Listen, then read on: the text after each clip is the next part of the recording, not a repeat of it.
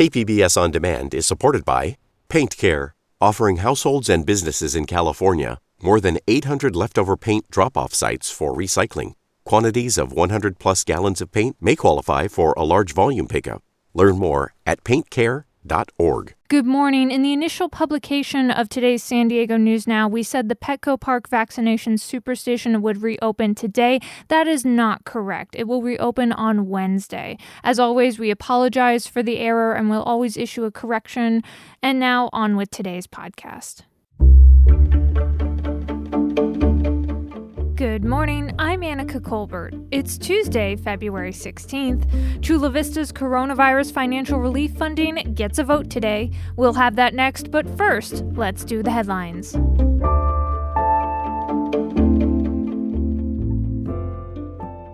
Officials say the Petco Park vaccination superstation will reopen on Wednesday. It shut down over the weekend due to a delayed shipment of Moderna vaccines. The shipment is expected to come in today. The fallout from the delayed shipment was felt at vaccination superstations across San Diego as they had to either close or slow appointments. UC San Diego Health's vaccination supersite says anyone who had appointments canceled will get rescheduled.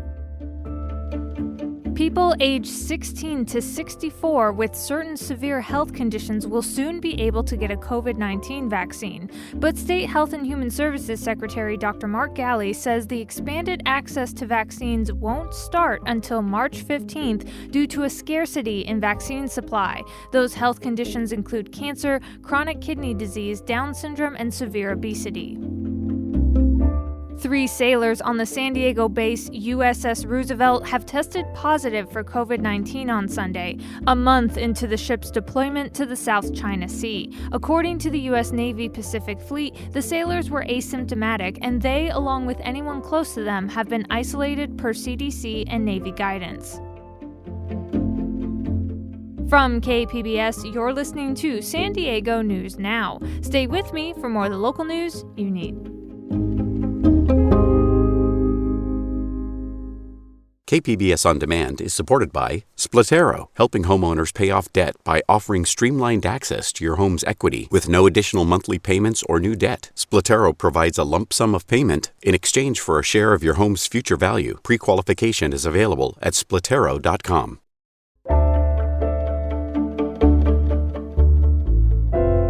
The Chula Vista City Council is voting today on millions of dollars in relief for residents financially impacted by the pandemic. KPBS's Max Rivlin-Nadler reports. The $16.8 million comes from a mix of state and federal funds meant to help pay the day-to-day bills of people in a city hard hit by the COVID-19 pandemic. Chula Vista Mayor Mary Salas announced the relief fund will help not only cover past or current rent, but also utility bills. Many have struggled to pay the rent, gas, electric, water, and sewer bills. Some have been faced with these hardships for the first time ever. These funds can help those who meet the eligibility requirements to get those bills paid. Currently, an eviction moratorium in the state protects most renters from eviction over non-payment. But back rent continues to pile up for renters, and there have been no similar programs for those who have fallen behind on utilities. The city of Chula Vista has set up a website for those seeking assistance to see if they qualify, and a call-in line for those without internet access. Residents can sign up for notifications about the program at chulavistaca.gov/tenant help. The County of San Diego has its own separate rent relief fund, which is meant to reach county residents who live outside of cities like Chula Vista, which have qualified for direct aid from the state and federal governments. And that was KPBS's Max Rivlin-Nadler.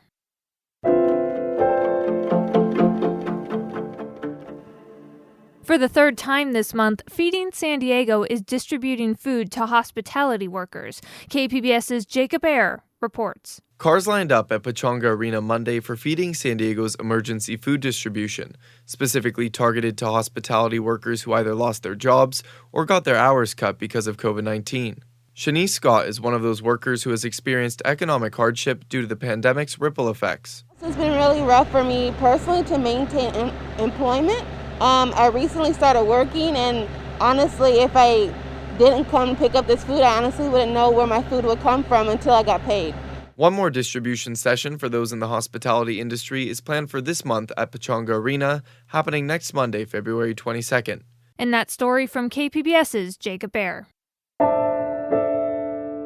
A pair of Arizona congressmen have signed on to a letter urging the new Homeland Security Secretary to cut ties between the Immigration Enforcement Agency and local police. From the Fronteras desk in Phoenix, KJZZ's Matthew Casey reports. U.S. Representatives Ruben Gallego and Raul Grijalva were among dozens of members of Congress to sign the letter. It asks for an end to the practice of Immigration and Customs Enforcement, requesting that local jails hold people longer so agents can pick them up. Data compiled by Syracuse University show that nearly 23,000 so-called ICE detainers were issued in Arizona from October 2016 through June of last year. The letter also urges the end of a program that allows local police to partner with ICE inside jails and to serve warrants. 5 law enforcement agencies in Arizona are enrolled. And that was KJZZ's Matthew Casey. Local congressional representatives Sarah Jacobs and Juan Vargas have also co-signed on the letter to DHS.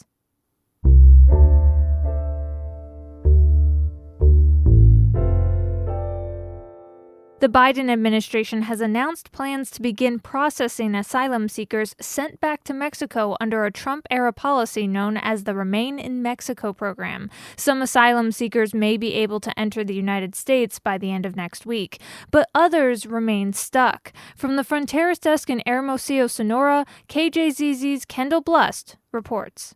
The Department of Homeland Security says on February 19th it will start allowing into the United States asylum seekers forced to wait in Mexico under the migrant protection protocols. For the people who will qualify, this is a good thing. Alex Mensing with Innovation Law Lab works with migrants in Tijuana. He says some asylum seekers who've waited sometimes for years south of the border are hopeful they're close to reaching safety in the United States. But he says the process will be slow and will only work for a small number of people. Of some 70,000 asylum seekers who were enrolled in MPP, only about 25,000 people with active cases are eligible, and thousands of others are still unable to even start the process of claiming asylum because of other Trump-era policies still in effect. That reporting from KJZZ's Kendall Blust in Hermosillo. Coming up, an update on the female Marines training at the Marine Corps Recruit Depot in San Diego, and KPBS launches the Parker Edison Project. Both of those stories are next, just after the break.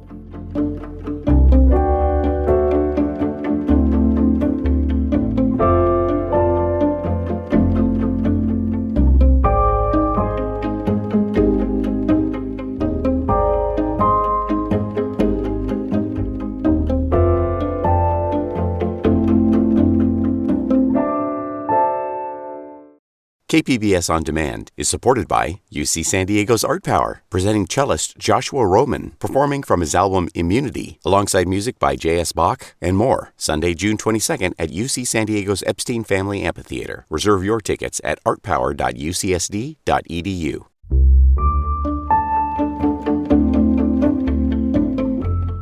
Female Marine recruits started training at the Marine Corps Recruit Depot San Diego last week for the very first time. The Marines are the last service to separate men and women at boot camp. The Corps is now under a congressional mandate to end segregated recruit training. KPBS military reporter Steve Walsh has been following the new recruits.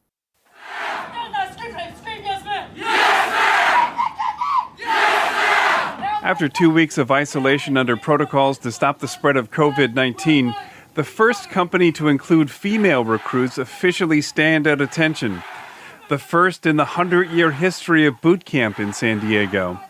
They assemble outside the doors marked, "Through this portal walks the future of the United States Marine Corps." Stand back up right now.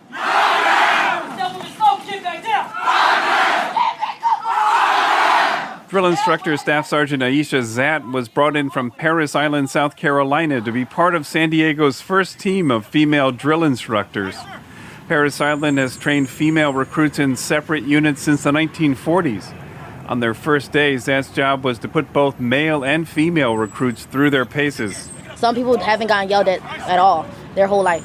They need to understand the difference. You're going to move when I tell you to move. You're going to do what I tell you to do. Right now, Congress is telling the Corps they have 5 years to end gender segregation at Parris Island and 8 years at San Diego. Though leadership is hinting that after holding out, the Marines will try to beat Congress's timetable. Zant laid out the task for these women with the bluntness of a drill instructor. They have something to prove. They're the only females that is training right now. This is the first female platoon. So they are going to be going against all their brothers inside of that whole company. So they have to show everyone that they are worthy to be here. 19-year-old Tea Chitaro is from Hawaii, but she grew up in the Marshall Islands. She's starting to understand the significance. I had no words at first, but now I take pride in that, not many people get this opportunity here today. Critics have charged that keeping men and women separate just as they become Marines has created larger issues for the Corps. In 2013, Elizabeth Fitzgerald commanded a company of female Marines at Parris Island. She has since left the Marines. She says during her time at Parris Island, a male instructor ordered their recruits to look away as the female recruits passed.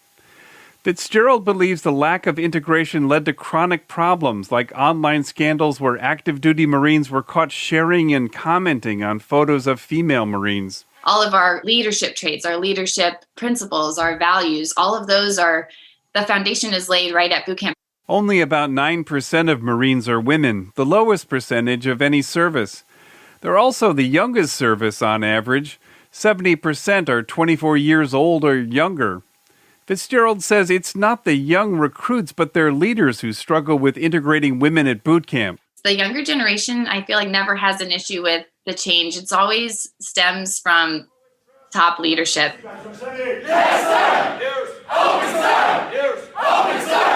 In San Diego, the first female recruits were largely focused on the moment. 19-year-old Gabrielle Latchford of Valparaiso, Indiana, had just been given her gear. I'm a little nervous, but nothing that I didn't expect, so. Her brother had been a Marine. We're going to learn a lot about ourselves that we probably didn't learn before. We're going to build up our leadership skills and just overall build up our personality. Commanders at boot camp say this is still officially a test, but for now, very few changes were required to train this first class as these new recruits, men and women, embark on the 13 weeks it takes to become a U.S. Marine. And that reporting from KPBS military reporter Steve Walsh.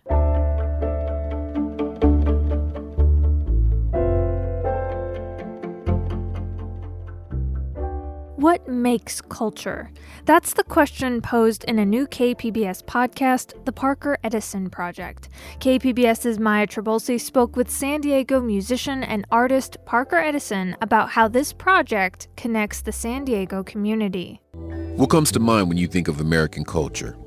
Apple pie, bumper stickers, Hulk Hogan. That's Parker Edison. He's host and co-creator of the Parker Edison Project, a new podcast that takes an intimate look at the meaning of American culture. And I'm specifically looking at it through the Black lens, because that's my lens. Edison says it's a cultural sound experience. I want people to see how cool my city is. We have superpowers. Like we're so skilled at so many different things, and we do it so nonchalantly. So ultimately, I want the whole world to be like, oh yeah, San Diego. Bounce. Yeah. There's so many of us. It feels like a little city, but there's 4 million people here. And so we are incredibly spread out, and we're incredibly cliquish. And so this series lets us meet each other, and each episode, in fact, taps into a different part of the city. I think first episode takes place in North Park, and the second episode happens in Southeast San Diego. Each episode explores topics related to food, customs, money, religion, sex, movies, and fashion. Episode 1, titled Women on Film, guest LaTanya Lockett talks about the symbolism of hoop earrings. Yeah, hoops are savage. I'll wear them just as anything. I don't have to be going somewhere. I'll have a t-shirt and jeans on and put some big old hoops on. I want it to be the statement of my outfit. But, they're trying to tame us. Edison is part of the fabric of San Diego's creative world. A TEDx speaker, a member of award-winning rap group Parker Meridian, and in 2016, he won a local Peacemaker Award from the National Conflict Resolution Center for producing the Reclaiming the Community music project, which showcases storytellers of Southeast San Diego. Journalist and capo, good guy, but I saw Adversity, he says, is a shared struggle among us, and learning how people find creative solutions is inspiring, bringing people together. In episode 3, artist Orange Space talks about how he overcame a speech impediment with music. It definitely helped me understand why I stuttered, and it definitely helped me understand like how it works, and so I think with that it allows me to be more patient with myself and to understand, why it's happening. When you hear these stories, it lets people have that experience in their car or on a run. They're able to hear what happened to this person and relate to the adversity because we share the same problems, but they get to also see that triumph and how it happened for somebody else. Edison thinks now is the perfect time to talk about local events that may have been glossed over the last 20 years. This show, he says, allows him to put them into context. And be like, hey, were you here for this? Oh, you were? Oh, do you remember this? Did you talk to this person about it? And we get to kind of see the web and again, how big it is and how much happened in this little concentrated area. Edison says this show is unique in that it comes from a grassroots level and has local guests and stories never heard before. Again, even I'm getting to meet people that are behind movements that shaped my life. I'm learning and I get to meet these people, so I'm getting to watch it too. And so it's just the perfect time. And it's just the thing that I kind of always hope to turn on the TV or turn on the radio and find. That excites me. The first season of the Parker Edison podcast has 10 episodes released every 2 weeks. And that story from KPBS's Maya Trabulsi. The Parker Edison Project is funded in part by the KPBS Explore Local Program Fund. And that's it for the podcast today. Be sure to catch KPBS Midday Edition at noon on KPBS Radio, or check out the Midday Edition podcast. You can also watch KPBS Evening Edition at 5 o'clock on KPBS Television. And as always, you can find more San Diego news online at kpbs.org. I'm Annika Colbert. Thanks for listening, and have a great day.